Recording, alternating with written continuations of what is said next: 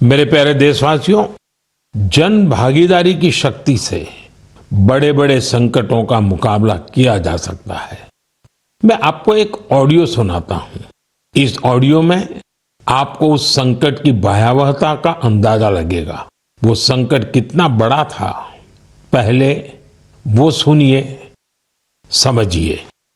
आखिर ये जो जुल्म हुआ 2 साल तक, जुल्म तो 5-7 साल से शुरू हो गया था, मगर वो शिखर पर पहुंच गया है 2 साल में, जब इमरजेंसी लोगों पर ठोक दी और अमानुषी बर्ताव लोगों के साथ किया गया।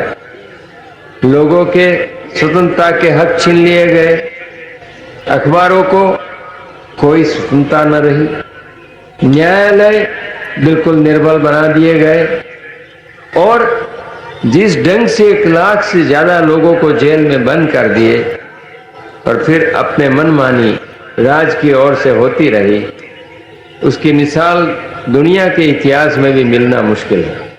साथियों, ये आवाज देश के पूर्व प्रधानमंत्री श्रीमान मोरारजी भाई देसाई की है।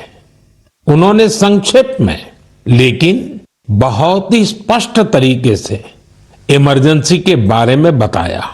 आप कल्पना कर सकते हैं वो दौर कैसा था। इमरजेंसी लगाने वालों ने ना सिर्फ हमारे संविधान की हत्या की, बल्कि उनका इरादा न्यायपालिका को भी अपना गुलाम बनाए रखने का था। इस दौरान लोगों को बड़े पैमाने पर प्रताड़ित किया गया था। इसके ऐसे अनेक उदाहरण हैं जिन्हें कभी भी भुलाया नहीं जा सकता। जॉर्ज फर्नांडिस साहब को जंजीरों में बांधा गया था। अनेक लोगों को कठोर यातनाएं दी गई। मिसा के तहत किसी को भी ऐसे ही गिरफ्तार कर लिया जाता था। स्टूडेंट्स को भी परेशान किया गया। अभिव्यक्ति की आजादी का भी गला घोंट दिया गया। साथियों, उस दौर में जो हजारों लोग गिरफ्तार किए गए, उन पर ऐसे ही अमानवीय अत्याचार हुए। लेकिन ये भारत की जनता का सामर्थ्य है कि वो झुकी नहीं, टूटी नहीं और लोकतंत्र के साथ कोई समझौता उसने स्वीकार नहीं किया। आखिरकार जनता जनार्दन की जीत हुई। आपातकाल हटा लिया गया और आपातकाल थोपने वाले हार गए। बाबू जगजीवन राम जी ने इस बारे में बहुत ही सशक्त तरीके से अपनी बातें रखी थी। बहनों और भाइयों, पिछला चुनाव नहीं था, भारत की जनता का एक महान अभियान था। उस समय के परिस्थितियों को बदल देने का, तानाशाही के धारा को मोड़ देने का और भारत में प्रजातंत्र की बुनियाद को मजबूत कर देने का। अटल जी ने भी तब अपने ही अंदाज में जो कुछ कहा था, वो भी हमें जरूर सुनना चाहिए। बहनों और भाइयों, देश में जो कुछ हुआ उसे केवल चुनाव नहीं कह सकते। एक शांतिपूर्ण क्रांति हुई है। लोक शक्ति की लहर ने लोकतंत्र की हत्या करने वालों को इतिहास के कूड़ेदान में फेंक दिया है। साथियों, देश पर इमरजेंसी थोपे जाने के 50 वर्ष कुछ दिन पहले ही पूरे हुए हैं। हम देशवासियों ने संविधान हत्या दिवस मनाया है। हमें हमेशा उन सभी लोगों को याद करना चाहिए जिन्होंने इमरजेंसी का डटकर मुकाबला किया था। इससे हमें अपने संविधान को सशक्त बनाए रखने के लिए निरंतर सजग रहने की प्रेरणा मिलती है। मेरे प्यारे देशवासियों, आप एक तस्वीर की कल्पना कीजिए। सुबह की धूप पहाड़ियों को छू रही है। धीरे धीरे उजाला मैदानों की ओर बढ़ रहा है और उसी रोशनी के साथ बढ़ रही है फुटबॉल प्रेमियों की टोली।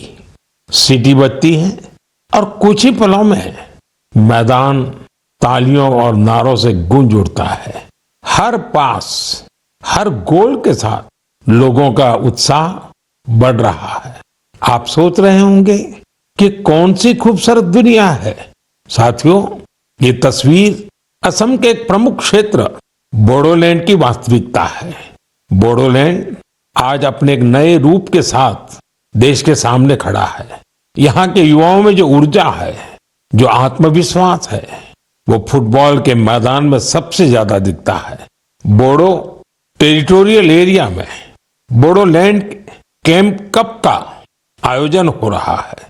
ये सिर्फ एक टूर्नामेंट नहीं है, ये एकता और उम्मीद का उत्सव बन गया है। 3,700 से ज्यादा टीमें, करीब 70,000 खिलाड़ी और उनमें भी बड़ी संख्या में हमारी बेटियों की भागीदारी। ये आंकड़े बोडोलैंड में बड़े बदलाव की गाथा सुना रहे हैं।